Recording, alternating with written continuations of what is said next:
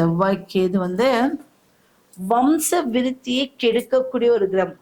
யாருக்காவது குழந்தை ரொம்ப லேட்டா இருக்கு, எனக்கு 10 வருஷம் ஆகி குழந்தை கிடைக்கல, எவ்வளவு வருஷம் ஆகி குழந்தை கிடைக்கலன்னா செவ்வாய் கேது கண்டிப்பா உங்க கிரக சேர்க்கையில இருக்கு. இடமே கிடைக்கல, கையில பணம் இருக்கு, எந்த இடம் இல்ல, இடத்துடைய தோஷம். ஒரு வீட்டை கட்டிட்டா அடிக்கடி விபத்து ஆயிட்டே இருக்கு, அந்த வீட்டுடைய ஓனர் கீழே விழுந்துகிட்டே இருக்காங்க, ஆக்சிடென்ட் ஆகுது, திருமணம் இல்லை, திருமணம் ஆன உடனே டைவர்ஸ் ஆயிட்டாங்க. இப்படி பகிரங்கக்கூடிய தகவலை தரக்கூடியது செவ்வாய் கேது. அப்ப இந்த செவ்வாய் கேதுடைய கிரக சேர்க்கை விபத்து, அறுவை சிகிச்சை, இருக்காது பெரிய ஆப்ரேஷன் பண்ணியிருக்காங்க அப்படின்னா செவ்வாய் கேதுல தான் இருப்பாங்க. இல்ல செவ்வாய் திசையில கேதுவோடைய புத்தி, இல்ல கேதுவோடைய திசையில செவ்வாய் புத்தி. இப்படி கிரக சேர்க்கையின் மூலியமாக அப்படியும் அதை அனுபவிக்கணும், இல்ல நம்ம தசா புத்தியிலும். அப்ப இந்த 2 கிரகங்களும் உங்களுக்கு ஒரு அறுவை சிகிச்சை கொண்டு கொடுத்துரும், சின்னதாக இருந்தாலும் கொடுத்துரும்.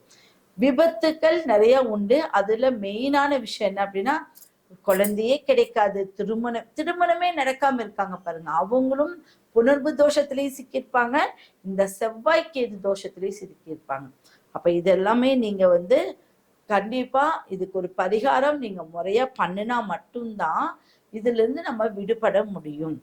அடுத்தது முருக எந்திரம், முருகனுடைய ஒரு எந்திரத்தை வாங்கி தினந்தோறும் வழிபட்டுட்டு வாங்க. முருகனுடைய எந்திரத்தை தினந்தோறும் வழிபட்டுட்டு வாங்க. அடுத்தது 5 வகையான மலர்களால், 5 வகையான மலர்களால் வாரத்துல ஒரு முறையாவது 5 வண்ண மலர்கள் கொண்டு உங்களுடைய முருகனுக்கு பால் அபிஷேகம், தேன் அபிஷேகம், பன்னீர், தண்ணி போட்டு கழுகி இந்த மலர்களால அபிஷேகம் பண்ணி எடுத்து வச்சிருங்க. இத செவ்வாய்க்கிழமையில செஞ்சுட்டு வந்தா இந்த செவ்வாய்க்கு இது தோஷம் நிவர்த்தி கண்டிப்பாக ஆகும்.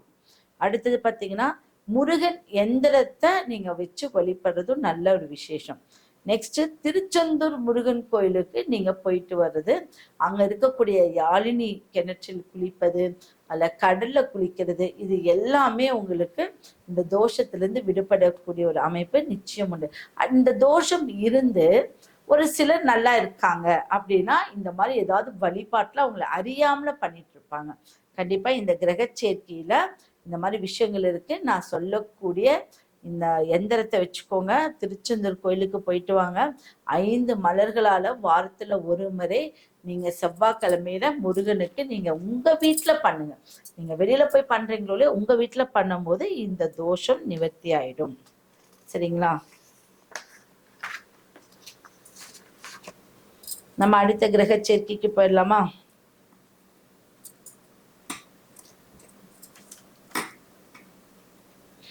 குரு கேது.